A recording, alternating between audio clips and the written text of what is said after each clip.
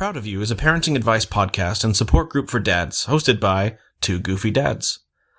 They are not pediatricians, nutritionists, OBGYNs, psychologists, nor are they authorities on parenting. They're just two dinguses trying to figure it all out.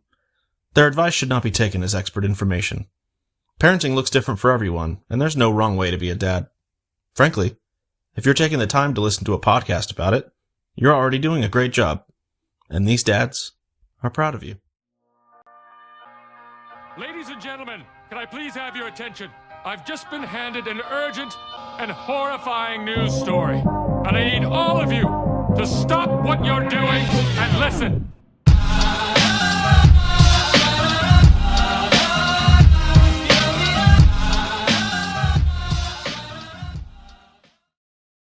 Welcome back to another episode that's really important in today's society. I am Derek Mata.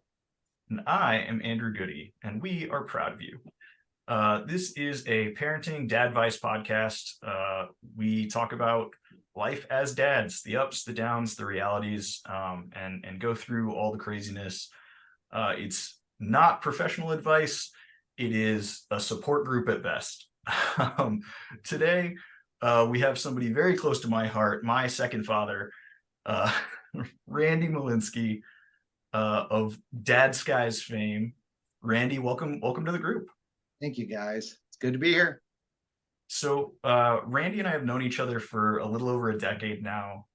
His daughter and I have been very good friends since college, and she is a professional cosplayer.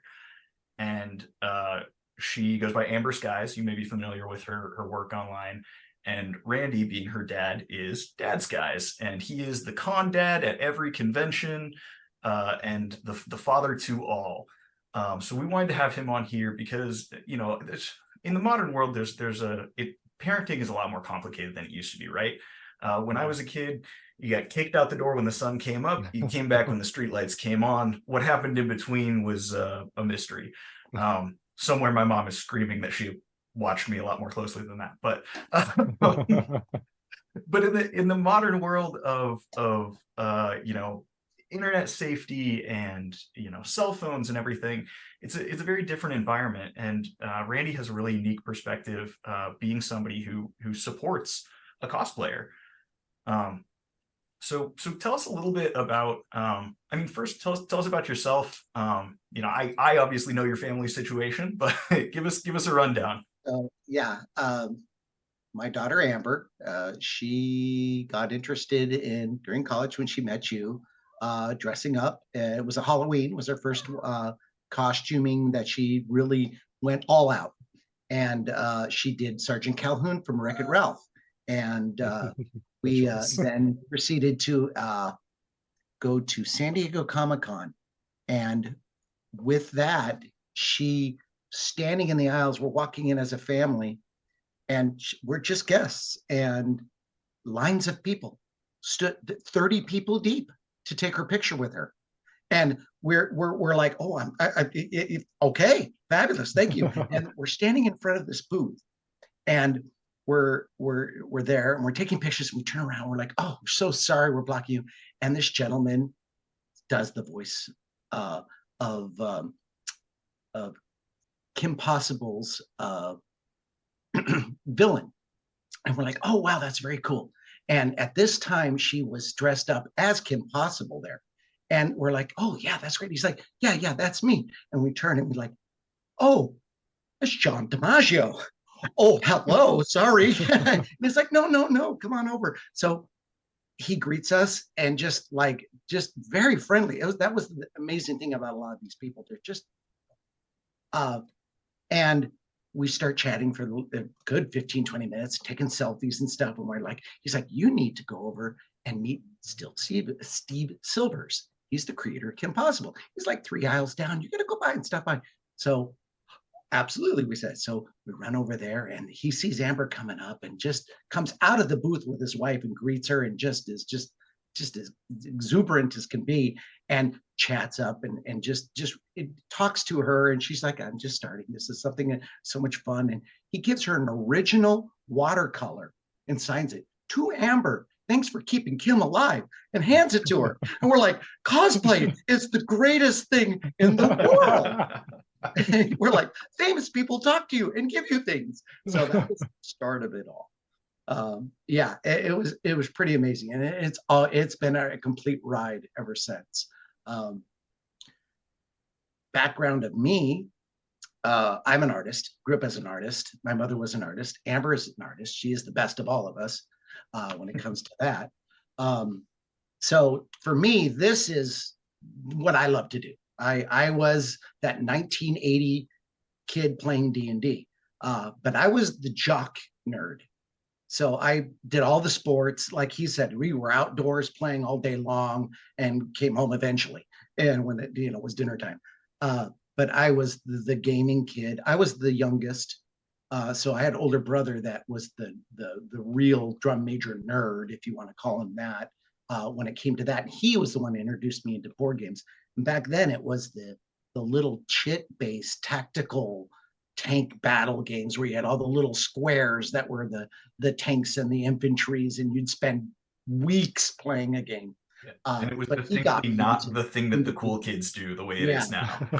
So that got me going. And then being an artist, I was already painting and building everything I could find. I was that little boy in 1978 that got the Star Wars toys in the mail in February for the Christmas present that was supposed to be in December. And I immediately took every piece of foam and cardboard and built Tatooine. And I had the cantina, and I had my 12 figures, and we played, for hours. And my wife, my mother would come by, and she'd hear all these voices, and she'd be like, "What are you playing with?" And I'd be just in there by myself, creating the worlds. So that's always been me in that respect. And just living through Amber now is me never having to grow up. So nice. I've said that since the day Alana was born. I have a Peter Pan affinity. You of all people know that, but I have never wanted to grow up. I've always refused to grow up and to be a lost boy forever. Having a kid has really, really kept me young. It has made me feel every year of my age as I chase her around, but it has kept my heart and my mind. You will always be mentally 14. Yeah, exactly. Has I am 58, mentally 14. Absolutely. Yeah. 12. My wife just shouted 12 from the house. So, there, especially, growing up with, a little bit more of an open environment, was internet security something that, when Amber's career started taking off, when her cosplay career, I should say, started taking off, and she started, popping up on Reddit, and she started her Patreon account and that kind of stuff. Were you hesitant? Did you have any fears about that exposure? I did not. More for the ignorance of it, because I don't have a Facebook. I have an Instagram. I have 3 followers: my 2 daughters and my daughter-in-law. So that's why I had it, because I would Google them before that, and they're like, "Dad, seriously, we're going to make you an account so you can at least log into us." So I'm like, okay. So that's never been. Like, computers for me are for playing video games. Same with phones. I don't know what other use they have. So that's why I took my wife to set this up tonight. That's what I can do. So for me, yes, in that we were always aware with her when she started cosplay about her name and exposure and with people, because met a lot of nice people. And before there were really boundaries in cosplay, there was that period where there was the, touching is no touch, asked to take a picture, that kind of. There was that gray area for a while where it was a little creepy. And so that was part of why I wanted to be there for her. I'm her handler, helped her, made sure she had water, made sure she had a chance to take a break, go to the bathroom, whatever it needed to be done, just to be around just in case. Never did she have a really scary incident or anything, which I'm very, very grateful for. But but you never know. So that's why I became that dad for the other girls too, that befriended Amber, and they'd leave their handbag with me so they know it was safe. Or if they needed something, I made sure they were okay, or just, followed them to the restroom or wherever that needed to be done. So that was kind of where I stepped up, because I felt there's no reason that shouldn't be for everybody. So I kind of took on that dad role willingly. Yeah, well, Because it comes so naturally to you, right? I mean, yeah, I knew you for like 3 days before I started calling you dad. So well, and I prefer it. Even the grown people older than me, and when they meet me, they'll say, "Oh, this is Dad's guys," and I'll tell them my name, but I'm like, just call me Dad. yeah, So it's yeah. yeah. Well, and that's, I mean, live events. I hadn't even really considered that side of it, and that's probably the scariest part, especially as you said. The convention scene and the cosplay scene has grown a lot, especially over the last, I'd say, 5 years or so, to be a much more consent first Yes, environment. absolutely. But prior to that, I mean, when Amber first started, I wouldn't be surprised if, she was at a convention dressed as Kim Possible and somebody dressed as Dr. Draken came and picked her up or something, which is obviously Yeah. not okay. There are people out there that don't quite get the common yeah. I'm bad about that in my own way. Amber will say, like, I'll start a conversation and they're like, Dad, they have no idea what context you're coming from. You have to approach that from, they have no idea who you are. Don't jump in. So boundaries. Yeah, exactly. Yeah, for sure. So Derek, I see you shaking your head. What questions do you have over here? I had questions, but like as you two keep just going back and forth, like my questions are being answered, because my big thing is like, the one question I was going to ask is, at any point have you, I don't want to say been afraid, but I been lost afraid her. for her. I lost her once at a show, and it was here in Arizona. It was many years ago. Amazing Arizona. It was at the Cardinal Stadium. We were standing there talking, and Amber was with me, and this gentleman come up and asked to take a picture of her. He had been talking to this people at this booth. I was talking with the people at the booth. They went to go take pictures, and I said something to them after the fact that, oh yeah, that gentleman. They're like, oh, we don't know who he is. And I'm like, oh, I don't know who he is either. And so I went and found her. It had been 10, 15 minutes. All was well, but he slightly autistic. So there was just that slight awkwardness. Totally fine gentleman. I've known him now for years, but she's like, you left me. And I'm like, I'm sorry. I thought they knew who he was, and they thought I knew who he was, and we had no idea. But and thankfully all was fine. And she wasn't very far away, but that was I would be the closest thing to her being in an awkward position. Just because I wasn't standing there next to her, which I always make a point to do. Yeah. And Derek and I talked about it a little bit. We touched on the concept of, and I hate the term stranger danger, and we'll get into why, but we touched a little bit on stranger danger in our Halloween episode that we did. And I mentioned, my daughter is almost 2 years old, and so we're just starting to teach those elements of where those boundaries of, she's a fairly introverted, but she also has everybody's my friend, so let's be nice to them Amber was that way when she was itty bitty also, so yeah. And the thing that I don't like about stranger danger is the idea of stranger danger is be afraid of anybody who you don't know, right? That's the core concept of stranger danger. Yeah. And that makes things like conventions a bummer, because there are so many cool people and wonderful, amazing people there that I don't want her to be afraid of. And so what we're teaching her is not stranger danger, it's how to identify strange behaviors, right? And so like you're talking about, I know this person, green flag. I don't know this person, red flag. This person is being nice to me, green flag. This person is being a little too nice to me, possibly a red flag, And so just identifying those pieces, how do you navigate that as somebody who, not only your daughter, but your daughter and you and your daughter-in-law and now your youngest daughter as well is going to some of these conventions with Amber.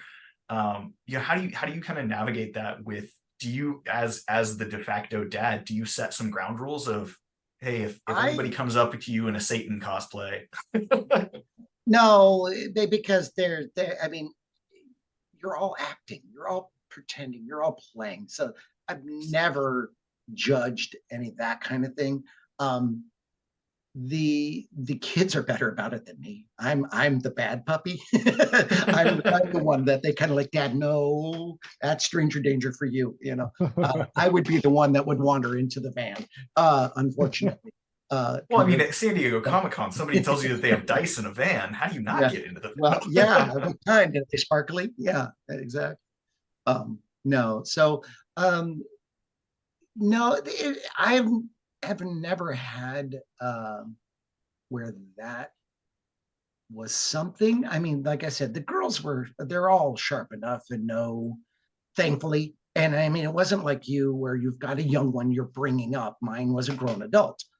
So, I mean, I already had been through college. So she's already determined for her who was creepy, who is not, And in my family, it's a large stretch for creepy. Yeah. We are pretty open-armed to all of the actors. Yeah. Theater people. Well, and I think that's what, for me as a dad who, I was a theater kid, I was a D&D nerd. Like I seek out adventure, right? Like exactly. I want to go meet everybody and make friends. I'm super extroverted. And so for me, it's, how do I teach my daughter that line where strangers are just friends that you haven't met yet. Everybody can be wonderful and amazing, and most people are genuinely good. And but like also, there are some bad people in the world, and you need to be able to recognize the difference. Exactly. Look for those things, the too nice, or exactly. That definitely is something that I would, if I ever get a granddaughter or a grandchild, would do the same. Yeah. Other than mine, you mean? Yes. And Awesome. see, it's funny that you two are very similar, and I am completely on the other side of this. Like, and it might have started from, growing up, they teach the stranger danger, like don't trust anybody. So my whole life, I have not trusted a single person. So like, when it comes to internet things, like let's take my oldest daughter, almost 13 years old. Like, I think everything she's looking at is bad, and she's going to teach her the wrong thing. And my youngest, like, we don't want them to be involved in anything internet related, but like, unfortunately, me and my wife cannot avoid that. That is not with today's society.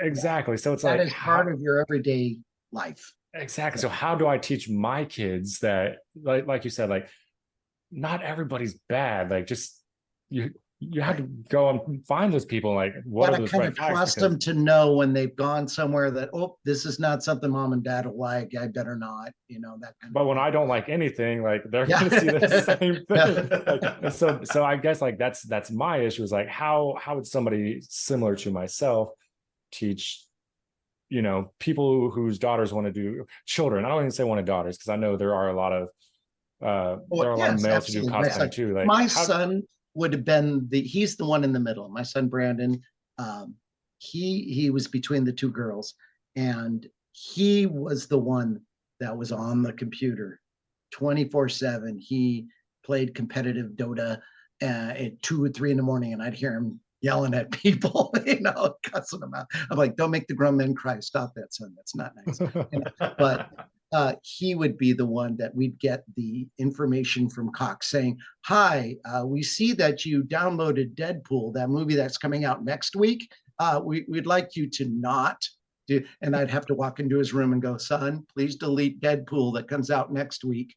Okay, Dad. So yeah. It's like, let me watch it first and then I'll delete it. So yeah, I'm out here going, how old does my daughter need to be before I teach her about VPNs? But I really I enjoy cosplayers because of the imagination they have. Like kids these days are losing that imagination. So like the fact that they can create all these things, Yeah. it's amazing to me. And We try to definitely inspire those young kids coming in, like you're saying. They're shy, quiet introverts, and this is like their window to open at those. So my daughter and I, when we'll do panels and stuff, we'll really encourage them that it doesn't matter how good you are now. Enjoy yourself, do your best, and just love what you're doing, and you will meet more people like you, and it helps them to grow. And we have many now over the years that have come back and said, you were our inspiration initially, which kind of nice, like what Andrew's saying now. I had a dad several years back go, I'm now going to do with my daughter like you, or with your daughter, I'm going to help her, go with her career and whatever it be, but be part of it in that respect. And it was very touching to have somebody come to me that I had no idea who they were and say that. And it's like, that's nice to see that I'm affecting other people without trying to. So yeah. Yeah, well, and for our viewers who haven't seen you at a con, Randy is he is a roadie. He is the booth merchant. He is the bodyguard. Babe. He's the booth babe. Like, and really, like, if you take con out of that, you're caring, you're supportive, and you're protective. That's a dad. Like, Yeah. you're I'm just just being taking me. care of Exactly. you're Yeah. taking care I'm of your just being kids me. and other people's kids and other people's kids because you continue they're to all take they're more all and my more kids under your Absolutely. wings. Yeah. Yeah. But like I tell everybody, I'm like, I don't want to grow up. So this is my way of staying a kid and Yeah. doing the things I love. I didn't have this kind of cosplay. I mean, yeah, there were Comic Cons and backstory, if you don't mind me jumping off topic. Please. 1978, my older brother helped start the first Comic Con here in Arizona, and we drove to the airport in our station wagon and picked up William Shatner, Leonard Nimoy, George Takei, all of them, to bring them to the Phoenix Comic Con here. And they drank at Minder Binders back in the days. I was too young, but he was 17, 18, 19 then, which is all you needed to be. So I've been around it, but it isn't like what it is now. And I love it. Well, and it's working 50 hours on a weekend is a thrill. It's not a job, so I love it. The you mentioned it's not what it was now. Like the cosplay scene, just being a nerd has become a mainstream thing, and that sounds like such a hipster epitaph. But like, I remember when I was 14 years old and started playing Dungeons and Dragons, and it was like the nerdy thing where, like, if you played Dungeons and Dragons, you either needed to also know how to run or also know how to fight. And so, like, I boxed and played Dungeons and Dragons. and you're 20 years ahead of me in that. And so, like, that, watching that culture develop where, like, now the cool kids are those tabletop nerds, right? Like the things that were so outlying when I was in school and were, I mean, the Satan has come to the neighborhood because somebody bought a D&D starter set of 20 years prior to my generation. Like, it's so cool watching that grow and develop. And I'm sure for you, getting to revisit that and kind of, I don't want to say relive your glory days, but kind of relive some of that childhood nerdiness without any of the baggage that came with it when we were kids, right? Getting to be the cool guy who plays D&D, getting to be the cool dad whose daughter dresses up and goes to conventions. Like, yeah, I love talking about it. It's so much fun to brag about her. Yeah, I mean, and growing up, Amber was 7, Brandon was 4, and Courtney, my youngest, at that time was 18 months when I opened up the board game store. when I was selling the actual board games and miniatures in the gaming store, which I had for 7 years. So, I mean, that was an amazing time and a lot of fun. So, but that was that little bit of, like you say, grabbing some of that of my childhood and hanging on to it. So, but to this day, it's fun. Being 20 years later, I have kids that were 14 to 20 then that I now still know or run across out of the blue, and they'll recognize me. And they're like, I came to your store and I had so much fun and I appreciated that, you could come in there. And I made a point when I had my store that it was, again, the same kind of that safe place. The parents felt good. They could leave their kids here. They knew they were safe, and they would have, I made sure the kids had fun. They played games. They were competitive, but it wasn't about beating everybody. And, it was like, let the Wookiee win kind of attitude is what I had to kids and stuff. I'm like, are you having fun? But then who cares whether you win or not? You're here with your buddy, and this moment is now. So, I think that's the thing that really drew me to the nerd community is that acceptance, right? And there's a level of acceptance in all culture, and I don't want this podcast to turn into a nerds are the best. They are. I don't want this to turn into a nerds are the best podcast, but like when I was in school, there was this thing of like, if you were a jock, you were part of the crew, right? If you were on the football team loved you. If you were on the basketball team loved you. If you had a heartbeat, the theater kids would welcome you, right? If you had any instrument, no matter how poorly you played an instrument, the band kids would be your friend. And the cosplay community, I mean, there are bad apples on every tree, but the overwhelming majority of people at any con that you go to are just the salt of the earth, the best humans you will ever meet, the happiest, most upbeat, 14 years old at heart. I love that. Like, just so glad that you came to enjoy your thing, and would love nothing more to hear about your current hyperfixation while they tell you about their current hyperfixation. Exactly. Yeah. So from the sounds of it, is I need to go to a Comic-Con and just like immerse myself in, because I used to be a huge nerd. Like I used to be.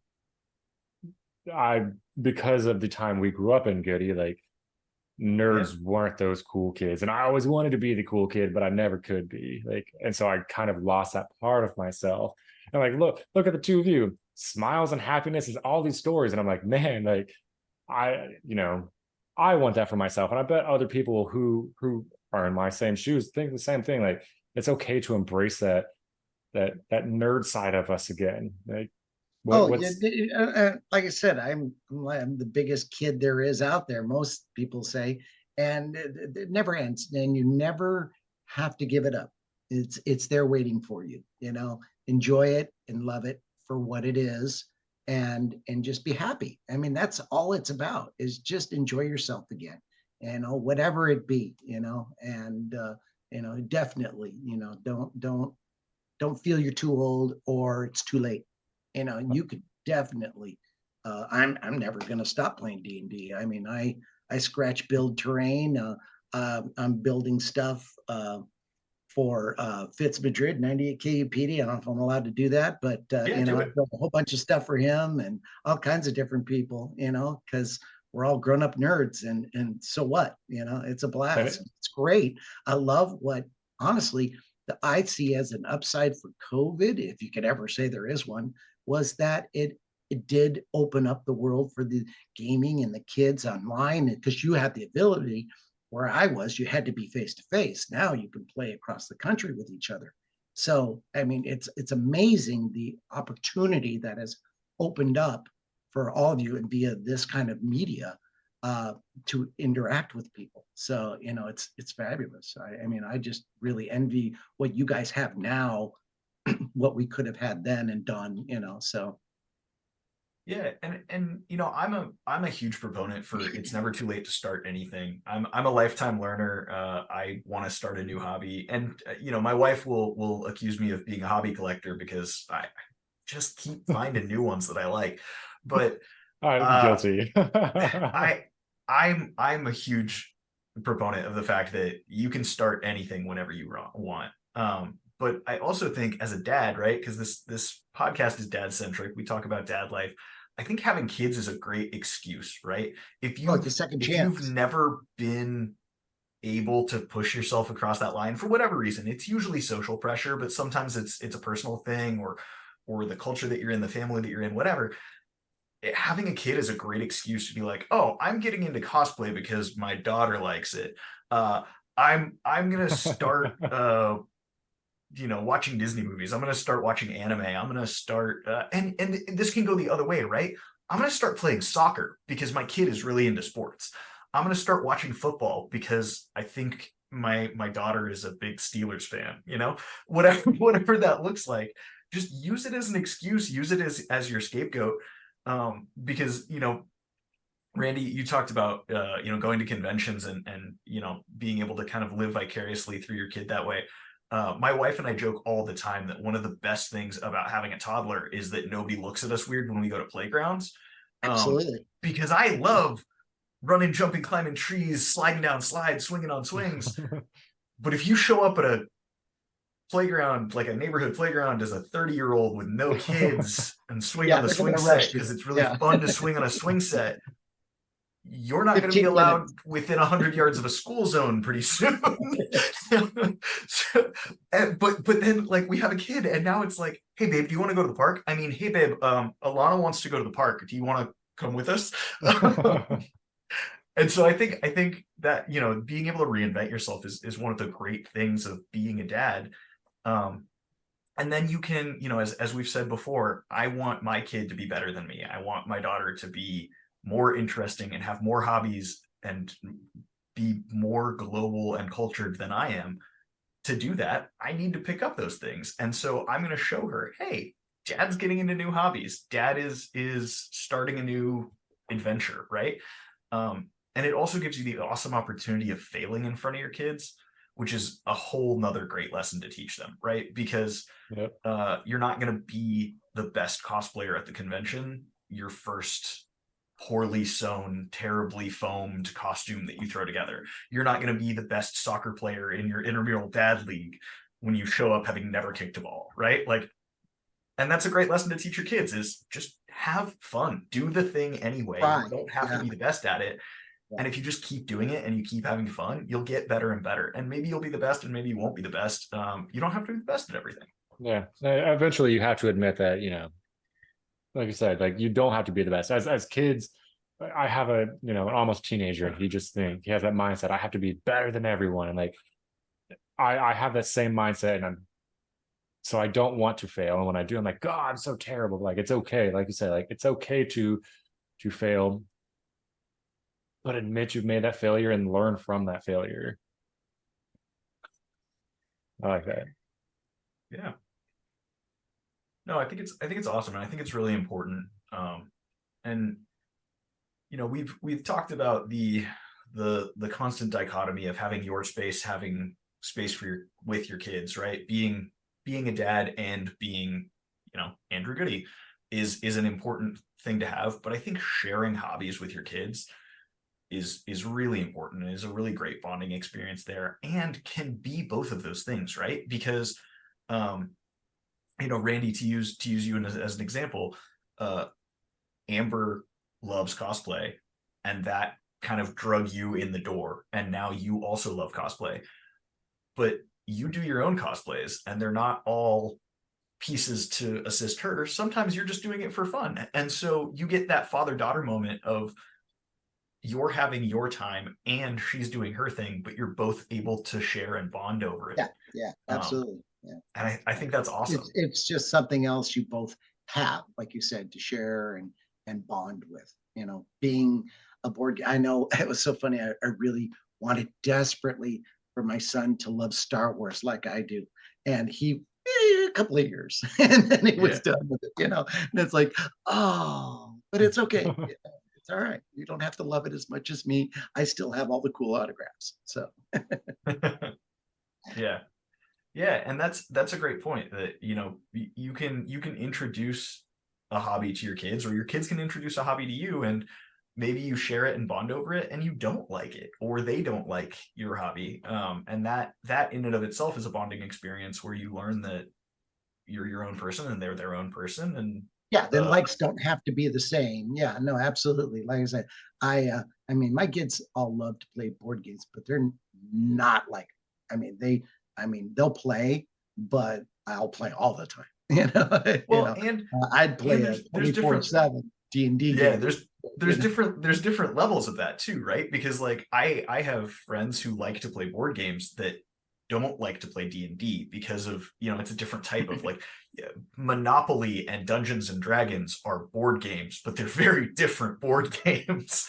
And like I know people who like playing deck builder games or playing like Magic the Gathering who don't like playing more traditional like Monopoly, Life, Battleship type board games, and the other way around. I know people who only play super intensive board games.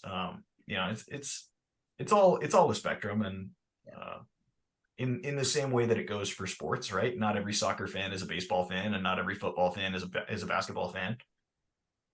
Yeah, definitely. Yeah. And that's part of the learning that you do with your kids. You find those things, and then when you find that one thing that you both enjoy, or that you can run with, there it is.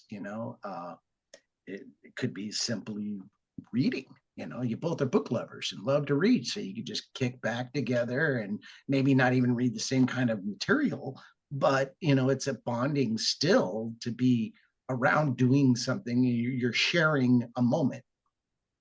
So, and that's I always tell everybody, they'll ask me when I'm at work, they're like, oh, I hope you had a great day, I hope you have a blessed day. I'm like, I am blessed.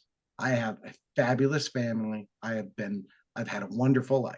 Not fabulous, but there's never been a day that life has kicked me so hard that that I ever said, this is, that's it. No, whatever. It's always been, and maybe it's my outlook, but to me, there's nothing. It's just, I'm blessed. It's just been wonderful.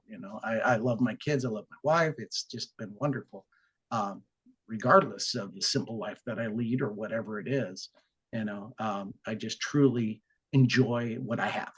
I guess it would be, it's just, I'm not looking for too much, I guess, or, I don't have high expectation. What I have is enough, and I'm grateful for what I have. Yeah. It goes back to that idea of not necessarily needing to be the best and to chase that next thing, right? But appreciating where you're at and having a good time, appreciating what you have and enjoying where you're at every step of the way. Whether that's showing up at your very first convention, or getting a call from Marvel to go to LA tomorrow, right? The scale is dramatic, and you can enjoy every single step along that staircase. It's been a ride, and it's been wonderful, and I'm glad to have my children and my wife, and to share those moments.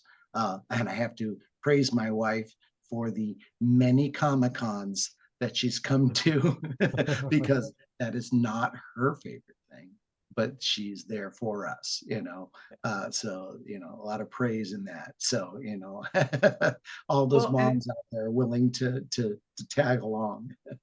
For sure. I mean, and I always say at the end of the day, I like to think that I am a very good dad, and it is because my wife is such an amazing mother and I am such a good listener that I know how to be such a good dad. But that's part of support, right? Like we talked about, not liking your kids' hobbies. If Tiffany is showing up for the kids even though that's not her thing. Yeah.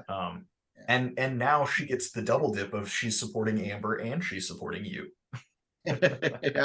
Yeah. Well, and like right now, I'm actually trying to expand my artistic and building D&D terrain and things, and trying to see if I can generate an income like that, and maybe get away from the real job aspect, and be able to go back to the art field, as a full time. So yeah. Hey, not that our platform is huge, but pitch us. I know that your business. Do you have a website set up for your I D do and D not stuff yet. yet? I'm working with Amber, and this is new for me.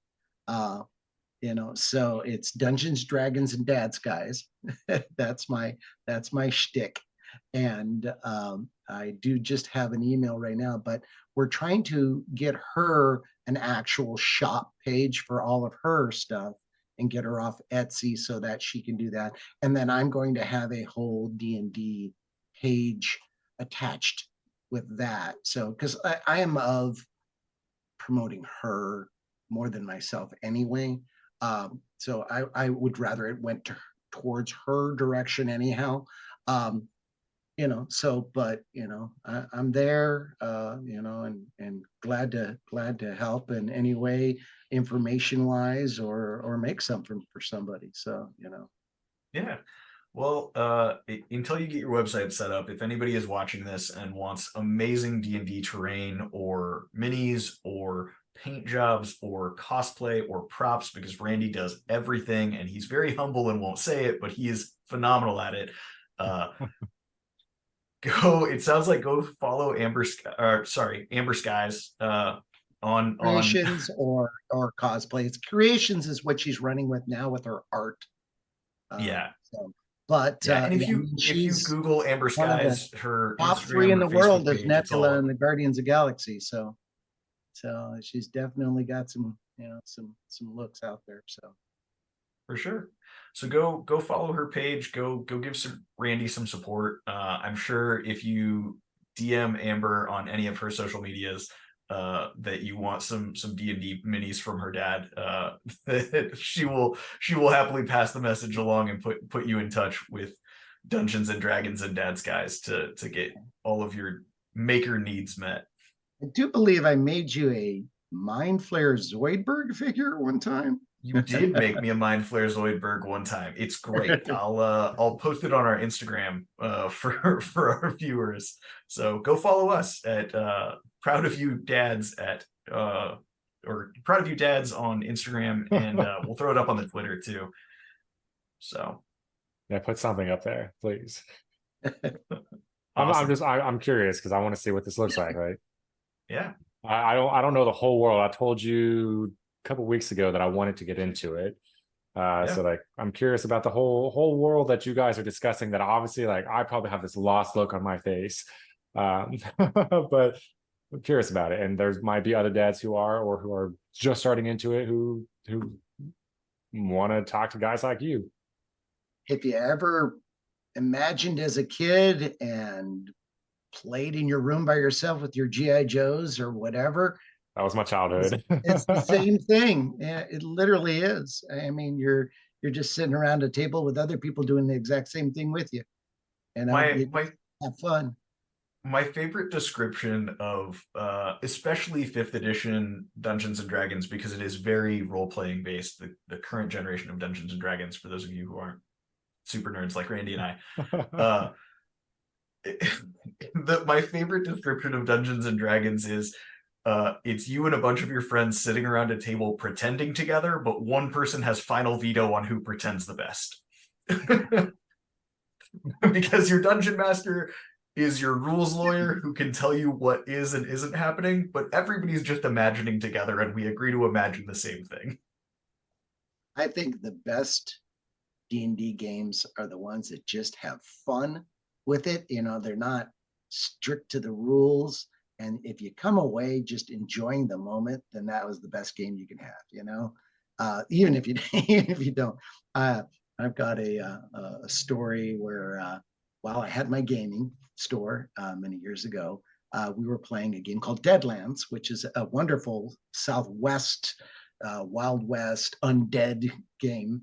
I was a mad scientist, and we were fighting a werewolf on the top of this hill, and I went to light my flamethrower to put him down, and it misfired. I literally rolled, and in this case, in that game, a 20 was bad.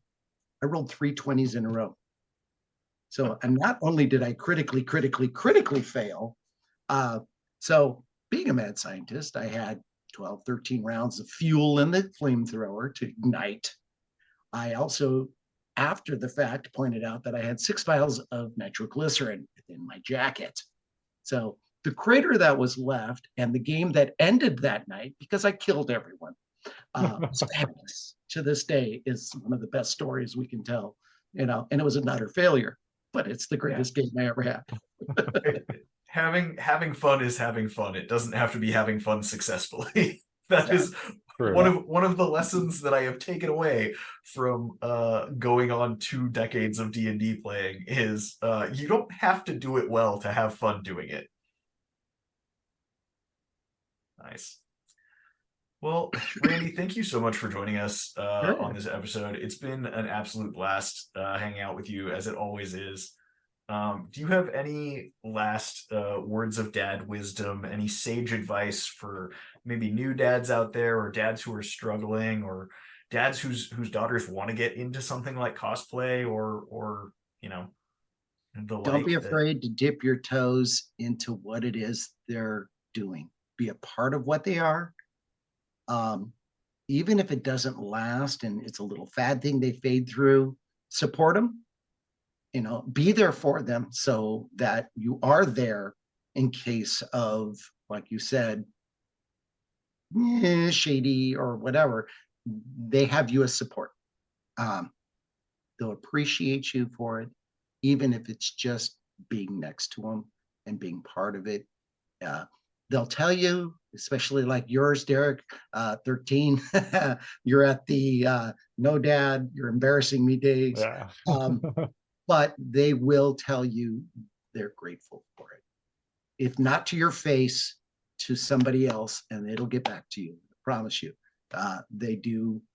Girls especially are kind of vicious to your face, but they have the big hearts for the dads and the moms. So, it's enjoy the moment. They grow up too quickly. And now I'm looking for I'm stealing other people's grandchildren, so I have, so. That is great advice, man. Well, thank you everybody for joining us this week. We are proud of you. You can follow us at Proud of You Dads on Instagram and Twitter. Email your questions over to proudofyoudads@gmail.com, or if you're watching this on YouTube, comment down below. We appreciate every single one of you for watching this show, for sharing it with your friends, with your family. We don't pay a single penny to advertise this show. It's all word of mouth. So the more dads that you share this with, the more people that we can reach, the better. We want to be a support group for the unheard dads, for the dads who are struggling, for the people who need somebody to tell them that it's okay to go to a convention, or try a new hobby, or hate a new hobby and do it anyway because they're supporting their kids. Yeah. So thank you all so much for everything you do for us. Let us know what you want to hear from us next. Until then, I'm Andrew Goody. And I'm Derek Mata. I'm Randy. Dad's guy. And we are proud of you. Thanks, everyone.